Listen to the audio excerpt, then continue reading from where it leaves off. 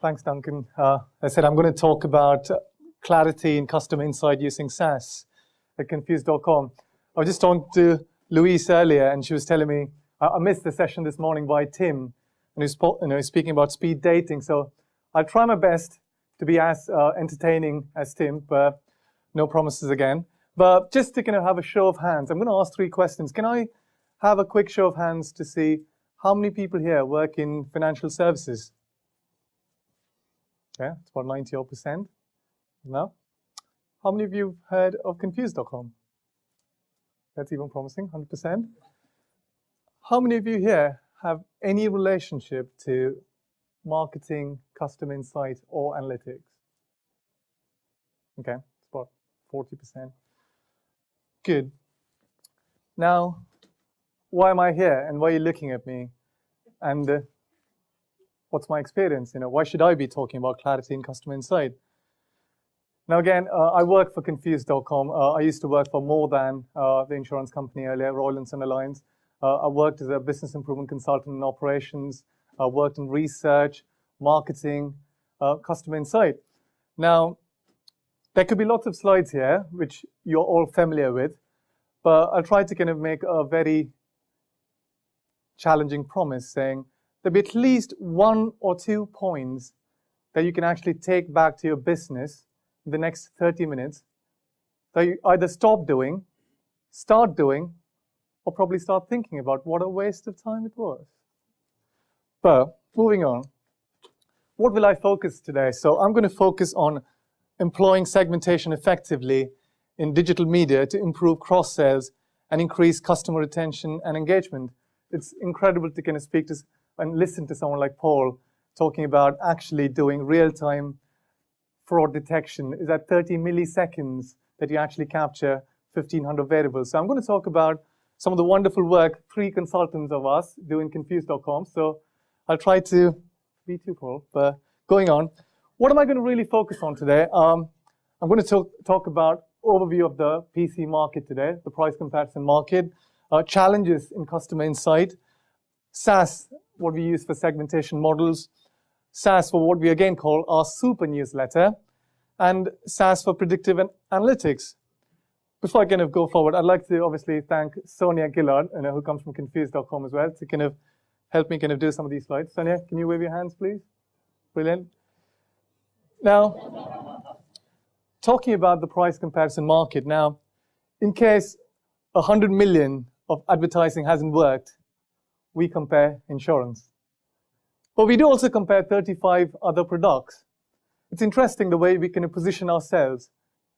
We don't compare insurance. We make customer choice easier. 3 fundamental principles that we have in our company saying, keep it simple, or you guys will say we're stupid, be the first and best in whatever you do, and be on the customer side. Fair enough, but I'm sure you do kind of recognize some of these faces. Some people kind of claim we are annoying, but some people claim that it serves the purpose. So when they kind of think about insurance, they do think about Confused. But again, success has always been heavily correlated to the amount of muscle power you have on the TV. So all of you recognize the meerkats, the geo-comparators. So we're not running away. The market's kind of changed substantially in the last 2 or 3 years. And again, as I said, everyone's spending a lot of money on TV, which meant the model had to change because increased competition, just not from the PC sides, we spend a lot of money on TV. So we had to reduce the cost of offer. We had to reduce our marketing costs, but that also meant we had to improve our cross-sell, improve our retention, and improve our targeting. Now, strangely, we work in a market where we've thrived in a recession. People shop around even more because they want to save money. But the question then again is, how do we leverage other channels? Now again, no rocket science at all. I hope there's no scientists here. People do get offended when I say no rocket science. I mentioned it last time. I said, rocket science is really simple. But there are lots of channels you can really leverage. Email, obvious. Cost of emails, very low. Cost of measuring emails, very quick, instantaneous. There's nothing like the conventional channels like direct mail. I was talking to someone a couple of weeks back. Since the advent of online and .com companies, everyone started using email, And suddenly you have a big opportunity because the number of DM packs you're doing has substantially come down. So again, direct mail is a very strong opportunity. And then you've got, SMS, as annoying it is, it seems to be very effective, and the telemarketing, the call centers. But there's nothing more powerful, I guess, than word of mouth. Customers kind of telling others, saying what a great place Confused could be. So again, it's about how do we start developing relationships with our existing customers. I had to kind of get this because the email marketing manager in Confused refused to kind of have a photo here. But the point is, she's always on a perpetual high because we have one of the largest database of email addresses in this country and a lot of transactional information. Paul, probably not as much as, it's always a pity when you kind of pick up someone like Paul doing your own presentation before. But we do have our share of a lot of transactions, some which go into billions, especially the number of prices you actually see from different partners. But the question then is, how do we translate all those numbers into actionable insight? How do you translate those numbers into business opportunities and vice versa? Now, that's always been a challenge. So the question is, how do we be smarter in our email and online marketing? How do we really endorse customer value leadership? Now, I'm going to throw a question at you. Now, let's imagine, again, it's no secret how we make money. We get paid by the insurance companies. But let's imagine someone came to Confused.com year after year after year buying car insurance. And let's say we make £5 out of every sale as an example. So we made £20 in the last 4 years. Let's imagine this year suddenly you have customers come and bought life insurance from Confused. Let's say we get a commission of £25. Can I have a show of hands of people who think the customers actually bought the car insurance year after year is a more valuable customer to Confused than the customer who's just bought life insurance? So people who think the first one, where you think the person who's actually bought car insurance year after year is a more valuable customer, can I have the show of hands? It's about 15% of the people. It's interesting. So again, there's no right and wrong answer. We've tried to kind of work with models where you look at predicted lifetime value of a customer. So it's a combination of how much money they can actually contribute to us. So again, customer value leadership is a very strong thing we believe in Confused. And then again, how do we start refining our data selection in our marketing channels and talk about tailoring messages and cross-selling even more? So the challenge we had, again, is, first of all, we never had an insight function. Confused have been an incredibly successful business model.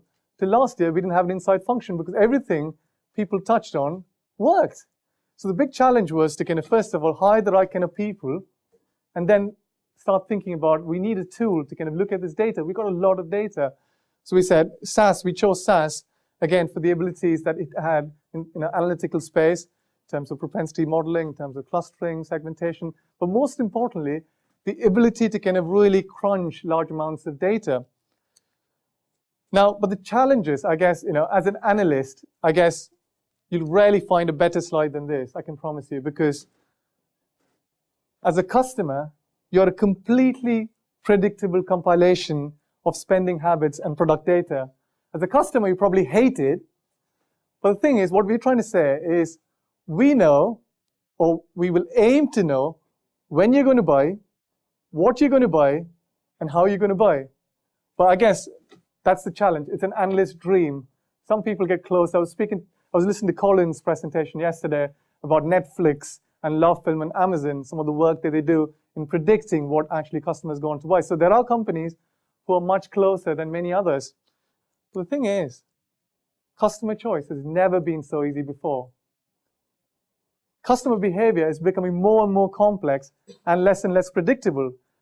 Earlier the days, possibly if you had to think about insurance, you had to call up every company. You spent possibly 3 days, and now in less than 10 minutes, you get a panel of 156 insurance companies in front of your computer. So the thing is, the challenge then is customer behavior is becoming more and more complex. Has anyone heard of the term marketing myopia before? Can I have a show of hands, please?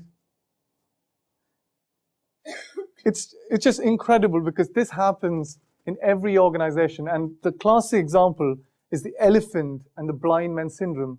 the 6 blind people who go to describe an elephant. Now, the first person says, he feels the tail of an elephant and says, do you know what? An elephant's like a rope. Another person feels the leg of an elephant and says, do you know what? An elephant's like a pillar. Another person says, an elephant's like the wall.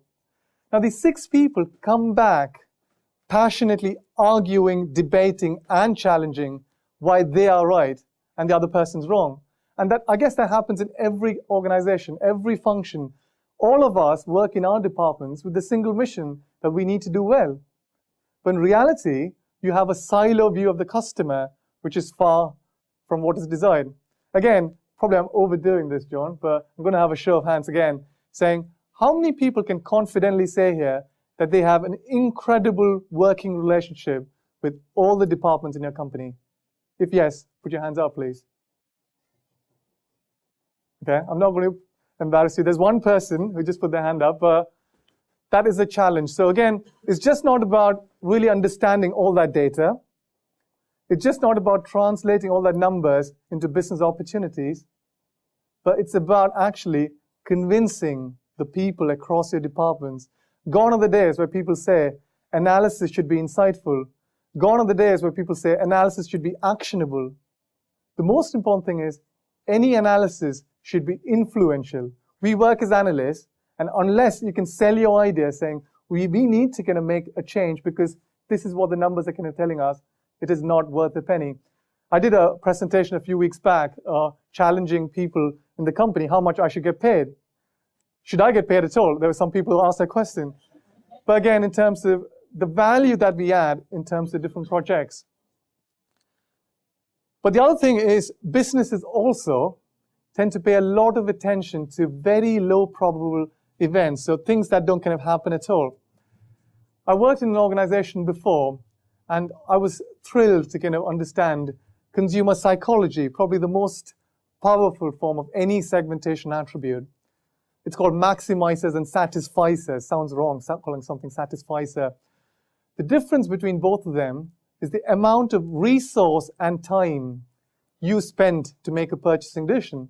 Some people, you could be a millionaire, but you get an additional kick saying, I saved £2. Now, the thing is, we got lots of incredibly talented SaaS consultants to come in, not from SaaS. They build a model,